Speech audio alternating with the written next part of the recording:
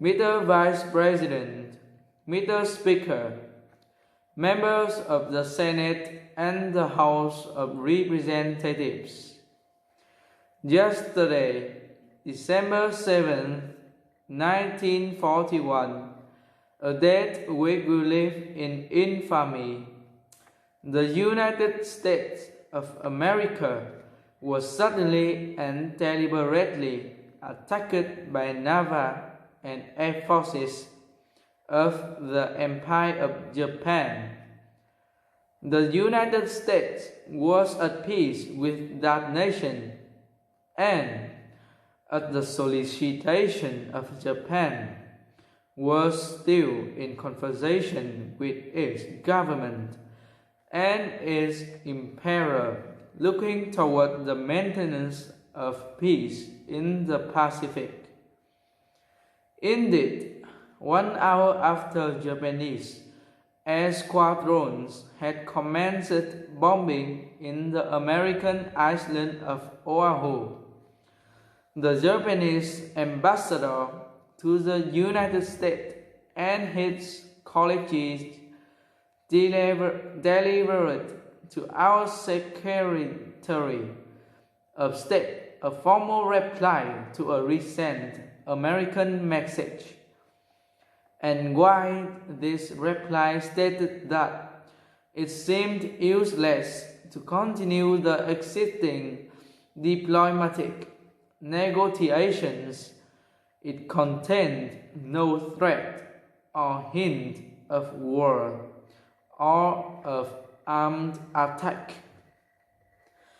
It will be recorded that the distance of Hawaii from Japan makes it obvious that the attack was deliberately planned many days and even weeks ago.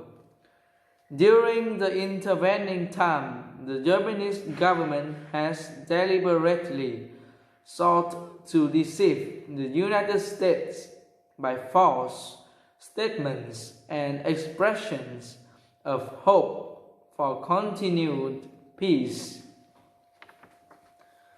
The attack yesterday on the Hawaiian Islands has caused severe damage to American naval and military forces. I regret to tell you that very many American lives have been lost. In addition, American ships have been reported torpedoed on the high seas between San Francisco and Honolulu. Yesterday, the Japanese government also launched an attack against Malaysia. Last night, Japanese forces attacked Hong Kong. Last night, Japanese forces attacked Guam. Last night, Japanese forces attacked the Philippine Islands. Last night, the Japanese attacked Wake Island. And this morning, the Japanese attacked Midway Island. Japan has, therefore, undertaken a surprise offensive extending throughout the Pacific area. The facts of yesterday and today speak for themselves.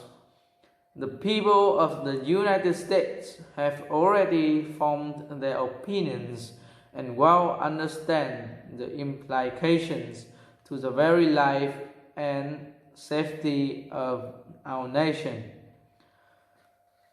As Commander-in-Chief of the Army and Navy, I have directed that all measures be taken for our defense. But always will our whole nation remember the character of the onslaught against us. No matter how long it may take us to overcome this premeditated invasion, the American people, in their right ears, might will win through to absolute victory. I believe that I interpret the will of the Congress and of the people when I assert that we will not only defend ourselves to the uttermost, but will make it very certain that this form of treachery shall never again endanger us. Hostilities exist.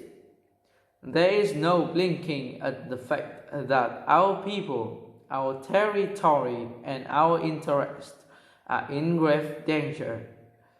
With confidence in our armed forces, with the unbounding determination of our people, we will gain the inevitable triumph. So help us God. I ask that the Congress declare that since unprovoked and dastardly attack by Japan on Sunday, December 7, 1941, a state of war has existed between the United States and the Japanese Empire.